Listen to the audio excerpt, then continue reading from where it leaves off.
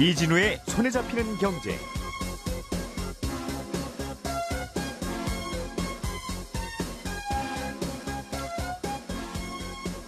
안녕하십니까, 이진우입니다. 조 바이든 미국 대통령이 중국산 철강과 중국산 알루미늄에 대한 관세를 종전의 3배로 인상하는 방안을 추진하고 있습니다. 11월 대선을 앞두고 중국 때리기로 표심 얻기에 나섰다는 해석도 나옵니다. 서울시가 앞으로 2,000가구 이상 대단지 아파트를 지을 때는 노인 요양시설도 의무적으로 짓게 하는 방안을 추진하고 있습니다. 우리나라 국민연금의 가입 나이를 지금보다 상향하는 방안이 논의되고 있습니다. 구체적으로 어떤 의미를 담고 있는 것인지 잠시 후 자세히 좀 들어보겠습니다. 4월 18일 목요일 손에 잡히는 경제 시작합니다.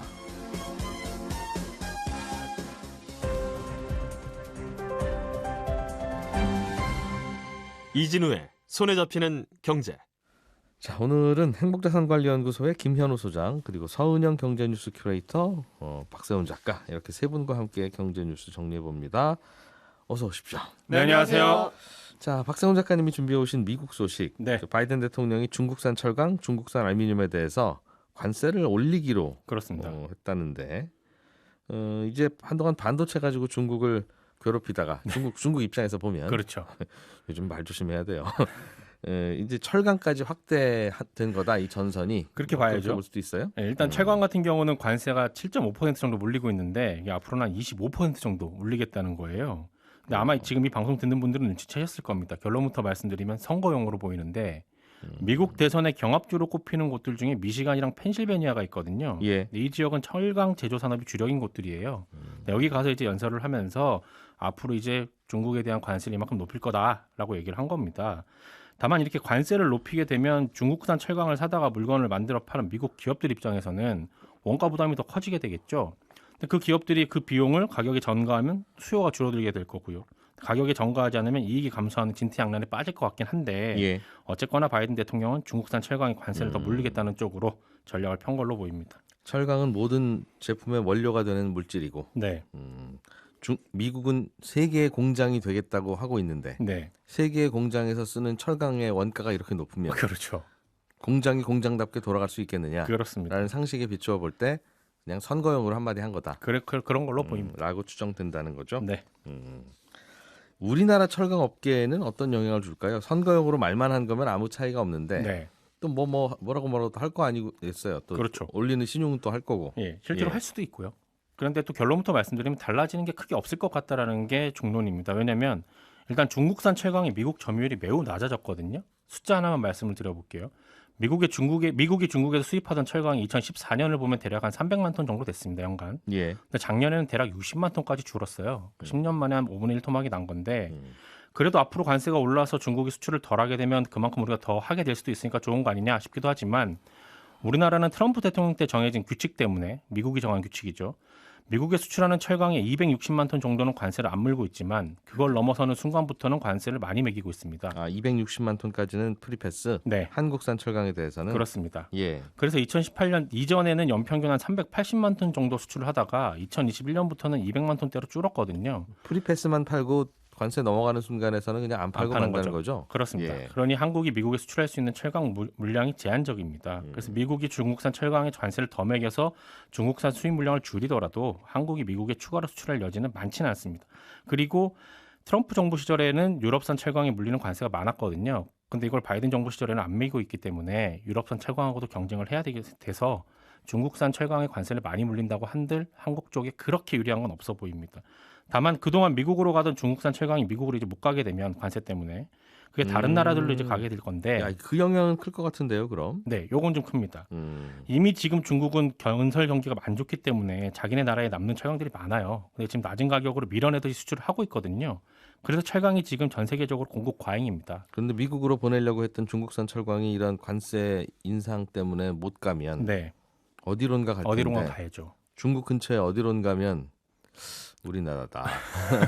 그런 생각. 그렇습니다. 따라서 미국의 중국산 철강 수입 제한 조치가 이미 악화될 대로 악한 철강 시장을 더욱 어렵게 만들 수 있다라는 얘기도 나옵니다. 그렇군요.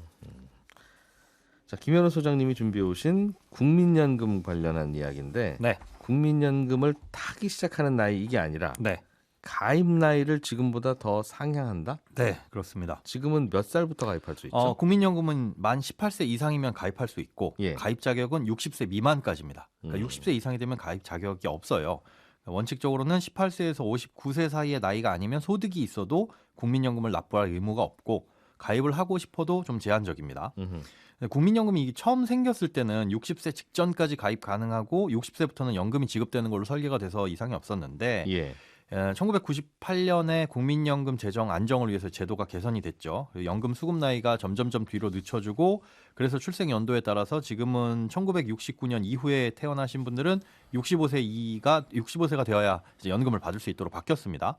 근데 연금 수급 나이는 이렇게 조정이 되면서 뒤로 밀렸는데 당시에 이제 법적 정년하고 뭐 근로 가능한 연령대 이런 걸 고려해서 가입 나이는 뒤로 미루질 않았어요. 59세 그대로 고정이 되어 있었는데 19세? 아닙니다. 18세에서 59세까지. 그러니까 59세가 넘어가면 가입 의무가 없는 거예요. 60세 이상부터는. 가입하기도 어렵고. 임의로 가입을 할 수는 있는데 뭐 불가능하진 않습니다. 어쨌든 의무가 없다는 거죠. 네. 근데 그때에 비해서 이제 근로 가능 연령도 높아졌고 또 다른 나라하고 비교해 봐도 연금 수급 나이하고 가입 나이가 일치하지 않는 나라는 거의 우리나라가 유일합니다. 그러니까 다른 나라는 뭐 60세부터 연금을 받는다 그러면 60세까지 낼 수 있고 혹은 65세부터 받는다 그러면 65세까지 의무적으로 내야 하는데 우리나라는 그 5년 정도의 공백이 있다는 거죠. 60세 넘어가면 내지도 마시고 뭐 그냥 쉬다 가세요 이런 컨셉에서 네. 한창 나이신데 그렇게 바뀌었죠. 일도 하시고 국민연금도 내셔야죠. 네, 그렇게 한 바뀌었습니다. 70세까지는 내세요. 그런 쪽으로 바꾸고 싶다. 그렇습니다. 예. 이게 뭐 OECD에서도 그런 분석을 내놓은 게 있는데 우리나라도 가입 나이를 64세까지 늘리면 가입자가 받는 돈이 결국 내는 돈이 늘어날 테니까 한 13% 정도 늘어날 거다 이런 분석이 있었습니다. 근데 이런저런 이유 때문에 이제는 수급 나이에 맞춰서 가입 나이도 상향하자, 더 늦게까지 내도록 하자라는 논의가 시작된 거고 네. 연금 특위에서 이 얘기가 나왔고 이제 시민 대표단 공개 토론 후에 할 거냐 말 거냐를 결정 내릴 예정입니다. 60세 넘어서 돈 버는 노인들에게도 네, 국민연금 내게 한다. 네 그렇습니다. 60세는 이제 우리나라에서는 노인이 아니다. 조금 다른 의미인 것 같긴 한데 뭐 네. 어쨌든 근로할 수 있다라는 거죠. 60세 60세가 넘은 분은 지금은 네. 그럼 나는 좀 더 붙고 싶다. 네, 노후에 타는 연금을 늘리기 위해서. 예. 라는 분도 지금은 못 가입하게 돼 있어요. 아닙니다. 가입할 수는 있습니다. 60세 이상이 돼도 임의 계속 가입이라는 걸 신청하면 가입할 수 있는데요. 예. 이 제도를 둔 이유가 이제 국민연금 도입 초기에 수급권 확보하기 어려운 사람들을 위해서 임시적으로 만들어 놓은 거거든요. 그러니까 국민연금은 지금은 10년 이상 납입하면 연금을 탈 수 있지만 원래는 20년 이상 내야 연금을 받을 수 있었습니다. 20년이 안 되면 그냥 그동안 냈던 거에 이자 좀 쳐서 돌려주는. 네, 그렇습니다. 그런데 그 도입 초기에는 그 20년을 채우기가 어려운 분들이 많잖아요. 저 60세 돼버렸는데 15년밖에 못 냈어요. 뭐 이런 분들 계실 테니까. 예. 그래서 60세가 되더라도 뭐 이 기간을 채울 수 없거나 혹은 뭐 연금액을 늘리고 싶거나 하시는 분들은 임의 계속 가입이라는 걸 통해 가지고 계속 가입을 하셔라라는 네. 제도를 만들어 놓은 겁니다. 음흠. 그런데 임의 계속 가입을 신청하면 소득과는 무관하게 내가 내고 싶은 보험료를 낼 수가 있어요. 그러다 보니까 이제 소득에 비례해서 부담하고 소득에 비례해서 수급한다라는 공적연금 원칙에 맞지 않는다는 문제가 좀 있었고 그래서 가입 자격을 65세 미만으로 늘리게 되면 소득이 없는 사람들은 뭐 선택적으로 임의 계속 가입을 통해서 임의 가입이죠. 그렇게 되면 임의 가입을 통해서 가입할 수 있는 거고 소득이 있으면 그에 비례해서 당연히 의무적으로 가입이 되도록 바뀌는 겁니다. 지금도 가입 연수, 개월 수를 좀 채우고 싶어요라고 네. 하면 그냥 신청해서 네, 그럼 네. 한 달에 얼마 내실래요? 그러면 한 10만 원만 낼게요. 예. 하고 채울 수 있는데 지금도. 네, 지금도 가능합니다. 전 채우기 싫어요라고 하면 60세 넘으신 분은 한 달에 500만 원을 벌어도 안 내도 되는데 네. 60세 넘었는데 한 달에 돈 좀 버시면 이거는 선택이 아니라 의무입니다로 바꾸겠다. 그렇게 바꾸겠다는 겁니다. 왜냐하면 국민연금 주머니가 자꾸 좀 쪼그라드는 것 같아서. 그게 가장 큰 이유죠. 알겠습니다. 소득이 있는 사람이면 의무적으로 내야 된다는 원칙을 60세 이상 노인에게도 확대한다. 그 말이네요. 그러면 예. 이제 소득이 없는 분들은 임의가입을 통해서 선택적으로 가입을 할 수가 있는 거고 소득이 있는 분들은 의무적으로 내야 하니까 뭐 크게 달라지겠어라고 하는데 지금도 젊은 분들은 네. 소득이 있으면 당연히 내야 되고 예, 소득이 그렇죠. 없으면 그냥 임의가입하려면 하고 말려면 마는 거니까 네. 똑같은 거잖아요. 예, 똑같은 거라고 볼 수 있습니다. 그런데 그렇게 됐을 때 예상되는 부작용도 두 가지가 있습니다. 하나는 60세 이상 되는 사람들을 고용하는 기업에 부담이 된다. 그렇기 때문에 취업에 부정적인 영향을 미치지 않겠느냐라는 겁니다. 이제 국민연금은 소득의 9%를 회사가 반, 근로자가 반씩 내도록 돼 있는 거죠. 월급이 100만 원이면 9만 원이나 보험료를 근로자가 다 내는 게 아니라 4만 5천 원만 내 월급에서 떼가고 회사가 4만 5천 원을 추가로 부담하게 되는데 60세 이상이 되면 지금은 가입 자격을 상실하기 때문에 회사가 아무런 보험료를 부담하지는 않습니다. 국민연금에 대해선. 네. 그런데 가입 나이가 상향되면 그만큼 회사 부담이 늘어나게 될 거고 60세 이상 노인 고용하는 메리트 중에 하나가 사라진다. 예, 그렇게 볼 수 있는 거죠. 네. 부담이 늘어난다는 거고 또 하나는 국민연금 A값이 하락한다는 우려가 있는데 이 A값이란 뭐냐면 국민연금 가입자의 3년간 평균 소득 월액입니다. 국민연금을 전체 가입한 사람들 중에 지금 직전 3년 동안 평균 소득이 얼마냐 요걸 이제 뭉뚱그려서 계산을 하는 게 A값인데 국민연금 가입자의 평균 월급. 예, 그렇습니다. 네. 근데 그 전체 가입자의 연금액에 영향을 미치게 되어 있어요. 이 A값에 따라서. 그러니까 저소득계층 같은 경우에는 얼마를 냈느냐 그렇게 해서 나중에 연금액을 계산을 할 때 이 A값에 연동이 되거든요. 그래서 저소득계층이라고 한다면 평균 소득 대비 자기 소득이 더 낮기 때문에 나중에 고소득 계층과 비교했을 때 더 많은 금액의 연금을 받을 수가 있습니다. 반대로 고소득계층 같은 경우에는 그 A값이라는 게 평균 소득인데 그거보다 자기 소득이 실제로는 높으니까 A값에 맞춰서 연금을 받게 되면 실제 낸 보험료보다는 조금 더 덜 받게 되는 거죠. 그러면 앞으로 예를 들면 제가 65세부터든 이제 저는 또 언제부터 받을지 모르지만 예. 받을 때는 이진우는 국민연금 받기 시작했는데 한 달에 제가 얼마씩 줘야 돼라고 네. 할 때 이진우가 평생 동안 받았던 월급 계산해서 네. 평균 내서 줘. 그게 아니라 그게 아닙니다. 내가 평생 동안 벌었던 그 월급의 평균값에다가 네. 요즘 국민연금 가입자 전체의 평균 소득이 평균 얼마냐. 월급 예. 그거를 이제 평균 내서 예, 그렇습니다. 준다는 거죠. 네네. 지금도 그렇게 주고 있어서 사실 이제 소득 재분배 기능이 그래서 있는 겁니다. 낼 때 내는 것도 중요하지만 받을 때 전체 가입자의 평균 소득이 높으면 나도 그만큼 연금을 많이 받을 수 있는 거거든요. 예. 그런데 문제는 이 국민연 이 A값 같은 경우에 그럼 평균 소득이 얼마냐를 지금 직전 3년만 따지는 거거든요. 근데 60세 이상 고령자의 특성상 임금이 다른 연령대에 비해서 높지가 못하잖아요. 그러다 보니까 평균을 낮출 수 있다는 겁니다. A값이 하락하게 되면 소득 재분배 기능도 떨어지고 오히려 소득이 낮으신 분들의 연금액은 더 낮아질 수 있다. 이런 우려도 나올 수 있는 거죠. 근데 실제로 그 지역 가입자들의 국민연금이 도입됐을 때 A값이 낮아지면서 이런 현상이 잠깐 발생하기도 했었거든요. 그래서 그런 우려들도 있어서 이게 60세 넘어도 돈 버는 분들에게는 국민연금을 의무적으로 걷어서 좀 주머니를 채우자는 그런 순수한 생각뿐만 아니라 이분들의 월급까지도 평균값에 집어넣게 함으로써 이 60세 넘는 분들이 앞으로 굉장히 많이 쏟아지거든요. 그렇죠. 그래서 줘야 할 연금액을 슬쩍 낮춰보려는 음모가 있는 게 아니냐는 의심도 받는다. 굉장히 치밀하게 생각했다면 거기까지도 계산이 됐을 것 같습니다. 야. 부작용을 오히려 그런 게 있군요. 이게 내가 시험을 보면 시험 점수를 그냥 받는 게 아니라 내가 받은 점수와 우리 반 반평균 점수를 합산해서 그거의 평균이 내 성적표에 찍히는 그런 느낌. 그런 구조로 지금 국민연금이 지급되고 있군요. 예, 그런 느낌이죠. 그런 구조로 하고 있는데 이제 공부는 잘 안 하시는 운동반 친구가 한 10명쯤 우리 반에 들어온다. 그러면 전체 평균이 낮아지면 그럼 불리하잖아 라는 이야기를 할 수 있다는. 그러게요. 운동 열심히 하는 게 더 좋은 것 같은 생각은 듭니다. 점점 더. 운동하면서 공부 잘하는 분들 물론 계시죠. 있죠. 그런 괴물 같은 분들도 계시죠. 예. 자, 서은영 큐레이터가 갖고 오신 소식도 재밌는데 앞으로는 재건축 아파트 이런 거 지을 때 용적률 좀 높여주면 인센티브로 지금까지는 동네에 공원 하나 만드세요. 먼저 이런 거 했는데 그렇습니다. 노인 요양 시설을 지으라고 한다는 겁니까? 네, 그렇습니다. 그러니까 지금 이제 주택법 시행령에 따라서 이제 100가구 이상이다. 그럼 이제 가구 수별로 좀 차등화돼 있긴 한데 뭐 경로당, 놀이터, 어린이집, 뭐 주민운동 시설이나 휴게 시설 같은 주민 공동 시설을 의무적으로 설치해야 하거든요. 근데 지금 이제 서울시가 추진하는 건 2,000가구 이상 이 정도면 상당히 대규모 단지 단지에 해당이 되는데 이 신축 단지에는 노인 요양 시설을 의무적으로 설치하게 하겠다. 이렇게 시행령을 고치려는 것이고요. 예. 서울시가 이제 시행령을 고칠 수는 없으니까 주무부처인 국토교통부에다가 최근에 이제 시행령을 좀 개정해 주세요. 이렇게 좀 요청을 했다는 겁니다. 노인 요양 시설이라는 건 이제 도움이 필요한 노인들이 24시간 지낼 수 있고 뭐 의료 복지 혜택 제공하는 돌봄 시설인데요. 예. 서울시가 예전에 2년 전에도 이 대통령직 인수위원회에다가 똑같은 내용의 정책 건의를 했던 적이 있어요. 근데 그때 이제 별다른 소득이 없었다가 2년 만에 다시 제도 도입을 추진하게 된 겁니다. 예. 그러니까 요양원이라고 하면 노인정 이거 아니라 네. 거기서 숙식을 할 수 있는 곳을 맞아요. 의미하는 거죠. 네. 그러니까 이게 이제 일단 장기 요양 등급을 가지고 계신 분들만 이용이 가능한 시설이고요.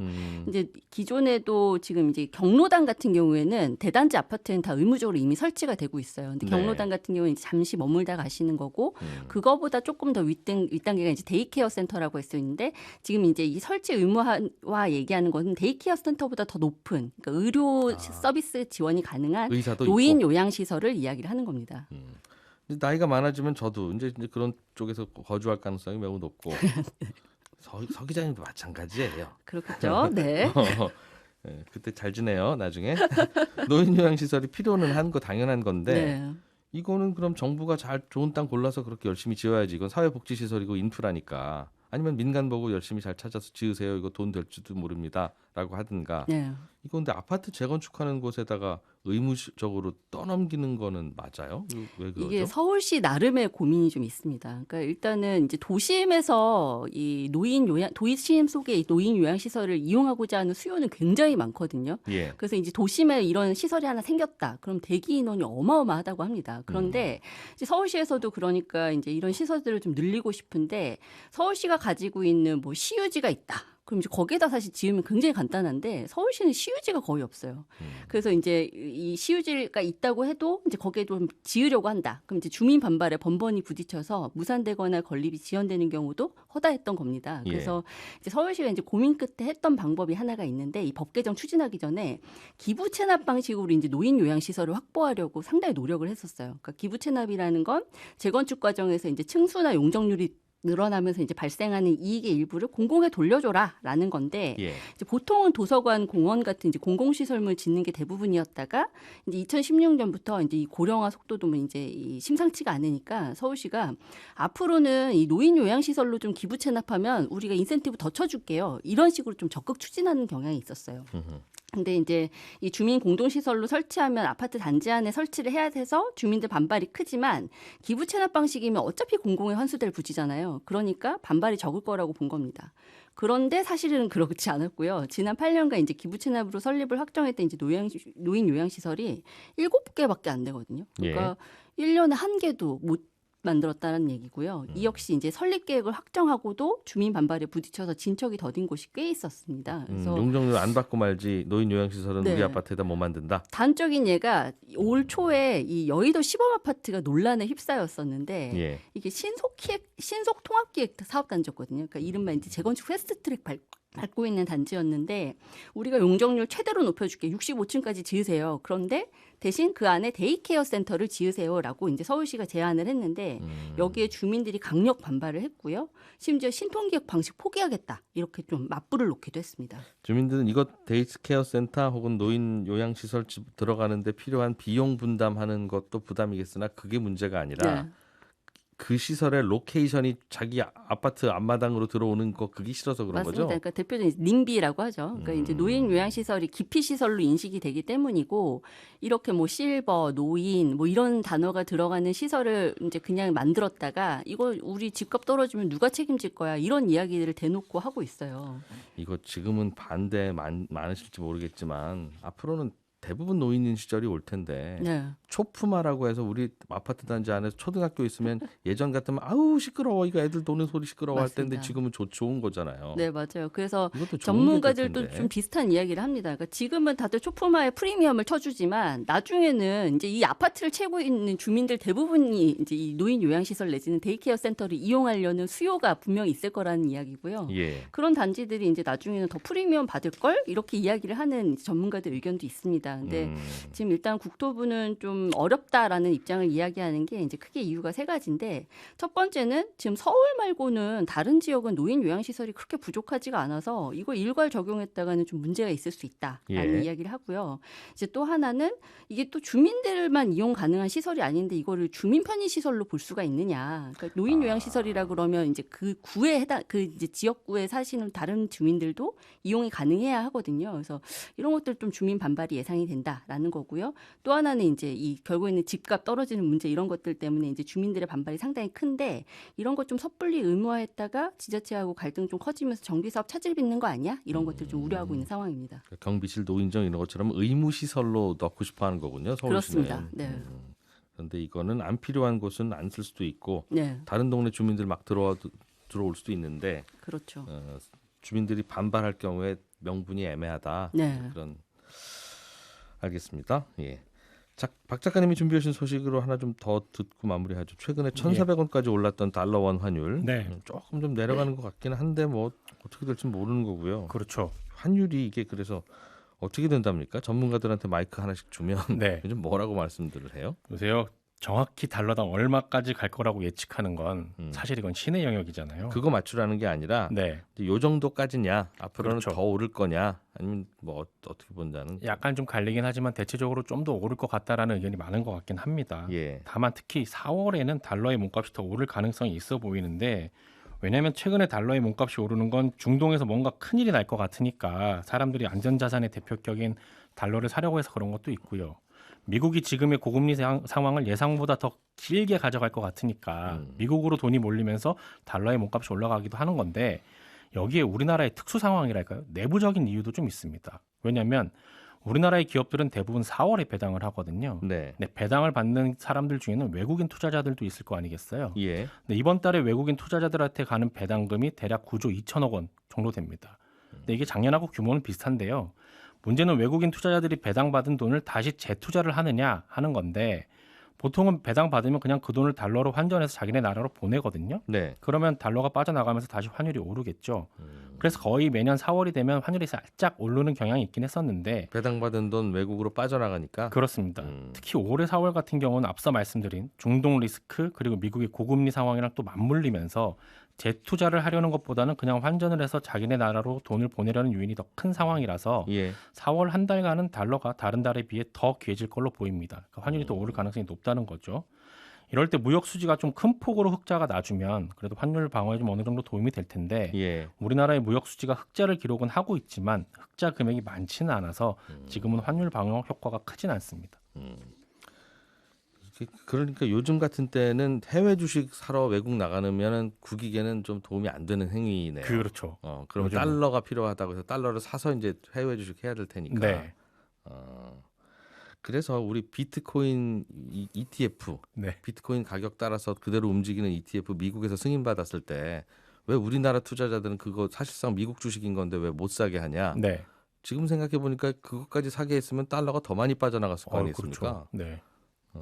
선견지명이 있어서 그런 건지는 잘 모르겠는데 요즘 그래서 이렇것저것 새롭게 빠져나가는 돈들이 좀 있군요. 예. 우리나라에서도. 예, 여기까지.